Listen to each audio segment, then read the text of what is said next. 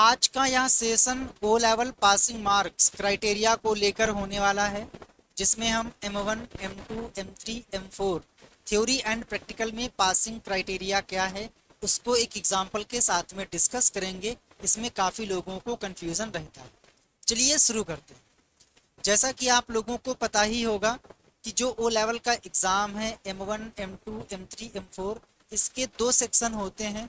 प्रत्येक पेपर का theory exam होता है और प्रैक्टिकल एग्ज़ाम होता है। थ्योरी में 100 MCQs आते हैं।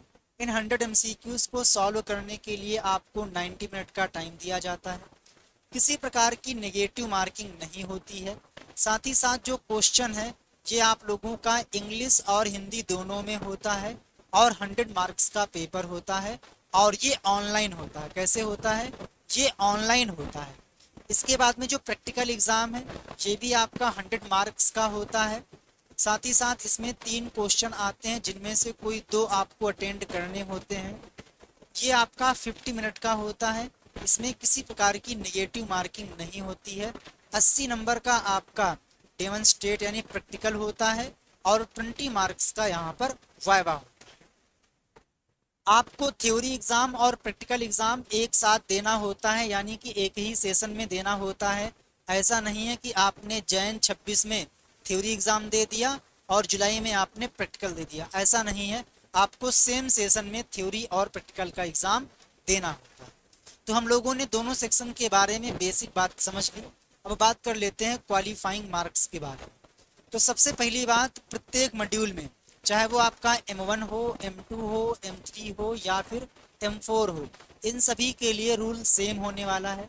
मान लीजिए आपने M1 का एग्ज़ाम दिया और आपके जो थ्योरी मार्क्स हैं वो कम से कम 33 होने चाहिए 100 में, और इसी प्रकार से उसी सब्जेक्ट के प्रैक्टिकल में भी कम से कम 33 मार्क्स होने चाहिए। अगर बाई चांस मान लीजिए आपने थ्योरी में 90 मार्क्स आपके आ गए बट प्रैक्टिकल में आपके 32 आ गए या फिर 30 आ गए, तो ऐसे केस में आप फेल माने जाओगे। क्यों? क्योंकि दोनों में कम से कम 33 लाना अनिवार्य है। जब ये आपके आ जाएंगे तो इसके बाद में जो सेकंड स्टेज है दैट इज 60/40, इस रेशियो को इसमें इसमें इम्प्लीमेंट किया जाता है, जिसमें आपका जो थ्योरी वेटेज है वो 60% है और जो प्रैक्टिकल का वेटेज है वो 40% है। अगर आपको अपना परसेंटेज निकालना है तो सिंपली जो भी आपके थ्योरी में मार्क्स बन रहे हैं वो इंटू 0.6 प्लस प्रैक्टिकल इंटू 0.4, इसको जोड़ने पर अगर आपका कम से कम 50 आता है तभी आप पास माने जाओगे। लाइए मैं आपको एक एग्जाम्पल के साथ में समझाता हूँ ताकि आपके मन में जो डाउट्स चल रहे हैं उनका समाधान हो सके। मान लीजिए कोई बंदा है जिसका नाम है ए, ठीक है। इसने थ्योरी का एग्ज़ाम दिया, मान लो इसने M1 का एग्ज़ाम दिया। जो रूल है वो सभी पेपर के लिए सेम होने वाला है। एक बंदे ने एग्ज़ाम दिया जिसके थ्योरी में 50 मार्क्स आए और प्रैक्टिकल में 50 मार्क्स आए, तो 50 का 0.6 और 50 का 0.4। अच्छा, एक बात और, ये आपके कम से कम 33 से ज़्यादा हैं, तो पहली बात ये है कि कम से कम 33 लाना होता है जो किस बंदे के हैं। इसके बाद में हम क्या करेंगे, जो भी इनके थ्योरी में मार्क्स आए हैं उसमें 0.6 से मल्टीप्लाई करेंगे और जो इनके प्रैक्टिकल में मार्क्स आए हैं उसमें 0.4 से मल्टीप्लाई करेंगे। मल्टीप्लाई करने पर आप देखो 6 पंचे 30 प्लस 5 चौको 20, यानी कितना बन रहा है 50%, यानी कि ये पास हो जाएंगे। ठीक है। इसके बाद मान लो कोई बंदा बी है, उसने क्या किया, थ्योरी का एग्ज़ाम दिया, उसके 80 मार्क्स आ गए लेकिन प्रैक्टिकल में 30 आए। चूँकि इसमें तो 33 से ज़्यादा हैं बट इसमें 33 से कम है, तो ऐसे केस में ये फेल हो जाएगा।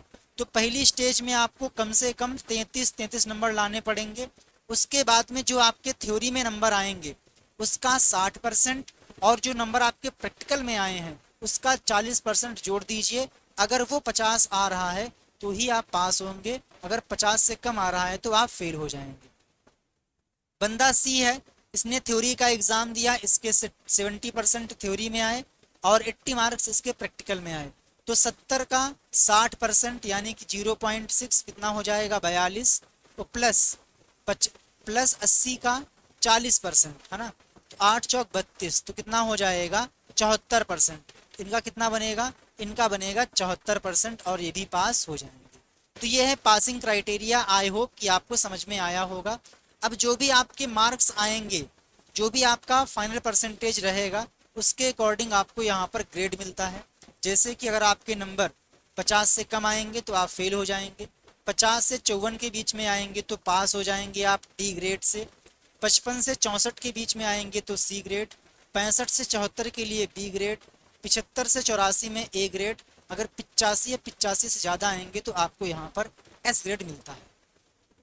तो आज मैंने आप लोगों के साथ में पासिंग क्राइटेरिया के बारे में डिस्कस किया है। आपके पास कोई भी डाउट है तो आप कमेंट आउट कर दीजिएगा। जय हिंद, वंदे मातरम, थैंक यू।